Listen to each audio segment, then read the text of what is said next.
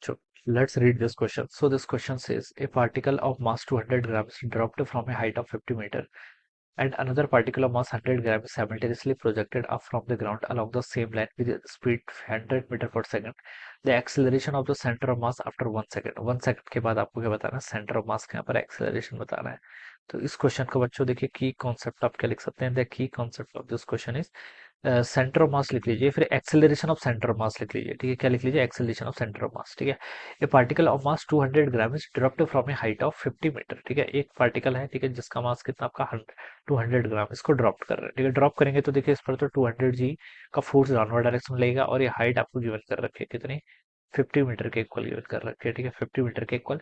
And other particle of mass 100 gram simultaneously projected up from the ground along the same line with a speed of 100 metre from the ground बोला along the same line, इसी line के along है. ठीक है, तो ये आपका ground से एक पार्टिकल है जिसका मास कितना आपका 100 ग्राम का. ठीक है, इसको हमने थ्रो किया. इस पर भी देखिए कौन सा फोर्स लगेगा? 100 जी का फोर्स लगेगा डाउनवर्ड डायरेक्शन में. ठीक है, और और क्या है इसका, और क्या गिवन करके 100 मीटर पर सेकंड की इनिशियल स्पीड से हमने इसको थ्रो किया. ठीक है, इसकी तो इनिशियल स्पीड जीरो होगी क्योंकि ये ड्रॉप किया हुआ है, और नीचे वाला जो इसको पार्टिकल वन बोल दीजिए, चलिए इसको पार्टिकल टू बोल दीजिए. ठीक है, अब बोल रखे then the acceleration of the centre of mass after 1 second. 1 second बाद. ठीक है, देखिए बच्चों पहले तो हम पोजीशन निकाल लीजिए. पोजीशन ऑफ सेंटर ऑफ मास देखिए क्या होती है. पोजीशन ऑफ सेंटर ऑफ मास हो जाएगी देखिए m1r1 पहला पार्टिकल, उसके कोऑर्डिनेट्स प्लस कितना हो जाएगा आपका m2r2 डिवाइडेड बाय आप कितना लिख सकते हैं यहाँ से m1 प्लस m2. ठीक है, ये लिख सकते हैं.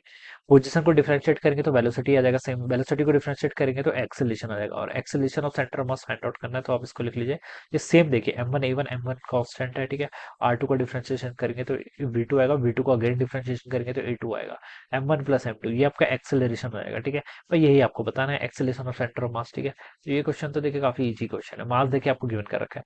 पहले पार्टिकल का मास कितना आपका 200 ग्राम. ठीक है, ऐसा कर लीजिए देखिए एक्सेलरेशन तो दोनों में ही सिर्फ एक ही फोर्स लगा रहा है. कौन सा? एक्सेलरेशन ड्यू टू ग्रेविटी, वो भी डाउनवर्ड डायरेक्शन में. ठीक है, तो A1 और A2 की वैल्यू सेम ही है कितनी? G के इक्वल, और G या फिर माइनस नीचे को चलिए पॉजिटिव कंसिडर कर लेता हूँ, उससे फर्क कुछ नहीं पड़ेगा.